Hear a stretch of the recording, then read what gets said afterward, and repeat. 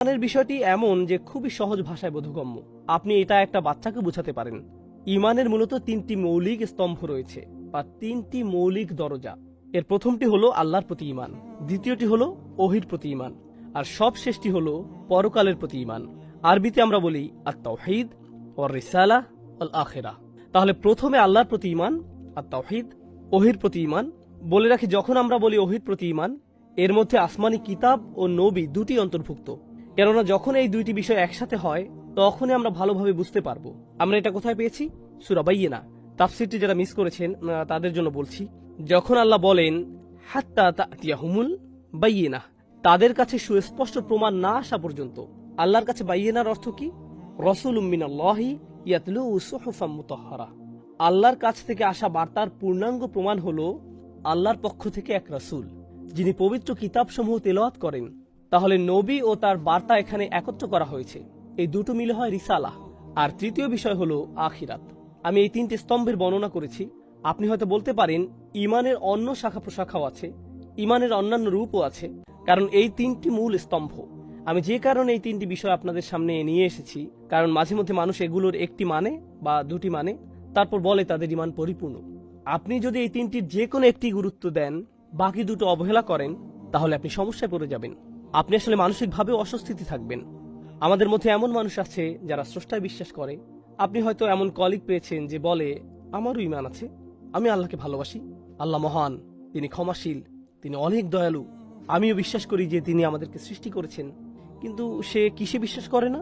সে বলে, আমার মনে হয় না যে পরকাল বলতে কিছু আছে। আমি আল্লাহকে ভালোবাসি, কিন্তু আমার মনে হয় না যে পরকাল বলতে কিছু আছে। আমার মনে হয় না যে আল্লাহ মানুষের সাথে কথা বলবেন কিংবা ফেরেশতা পাঠাবেন। আমার এমনটা মনে হয় না। তাহলে তারা আল্লাহকে বিশ্বাস করেছে, কিন্তু কিসে করেনি? ওহির প্রতি ইমান এবং আখিরাতের প্রতি ইমান, এই দুটো বাদ। এখন এতে কি সমস্যা হয়? এই সমস্যাটির মূল হলো, দেখুন আল্লাহ আপনার কাছ থেকে কি চান। আল্লাহ আপনার কাছ থেকে কিছু চান, তার প্রমাণ কি? আচ্ছা, আমি আল্লাহকে বিশ্বাস করি, তিনি ঊর্ধ্ব আকাশে আছেন।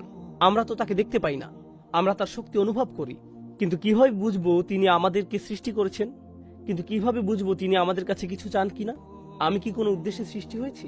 এরকম যদি হতো, তাহলে তিনি যেহেতু আমাকে সৃষ্টি করেছেন, তিনি আমাকে এর উদ্দেশ্য বলতেন। কিন্তু যেহেতু আমি এমন কোনো কিতাবে বিশ্বাস করি না, আমি বিশ্বাস করি না যে তিনি কোনো নবী পাঠিয়েছেন, আমার মনে হয় আমি নিজেই বের করতে পারবো আমাকে সৃষ্টি করার উদ্দেশ্য। তাহলে যদিও আপনার আল্লাহর প্রতি ঈমান আছে, কিন্তু তিনি আপনার কাছে কি চান তা নিয়ে আপনার কোনো মাথা ব্যথা নেই। কারণ এখন আপনার দায়িত্ব কার? আপনার নিজের। আপনার নিজের।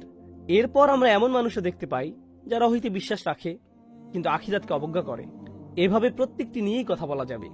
কিন্তু এখানে আমি যা বোঝাতে যাচ্ছি তা হলো, ইমানের এই তিনটি মৌলিক বিষয় মক্কি যুগের বর্ণনা এসেছে।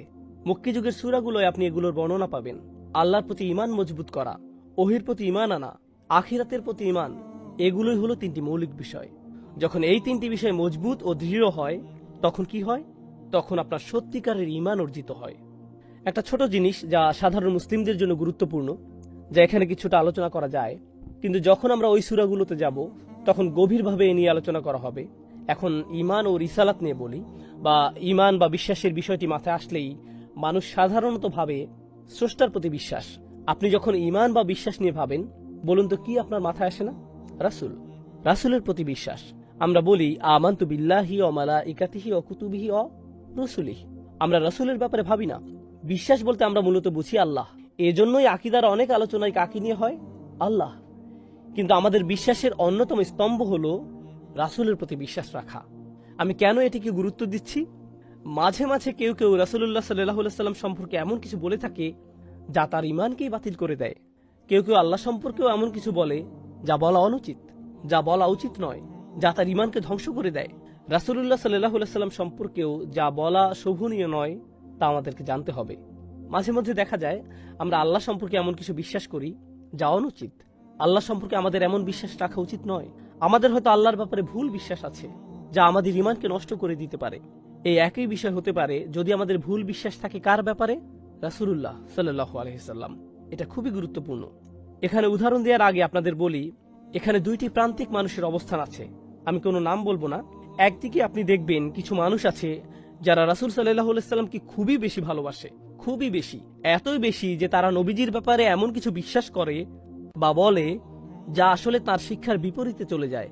তারা এমনকি এরকম কিছু বলে ফেলে। কি কারণে? ভালোবাসার কারণে। এদের অপরদিকে কিছু ভণ্ড বুদ্ধিজীবীদের দেখা যায়, যারা মুসলিমদের নিয়ে কথা বলে, নিজেদের মুসলিম হিসেবে দাবি করে। এরা নবীজি সাল্লাল্লাহু আলাইহি ওয়াসাল্লাম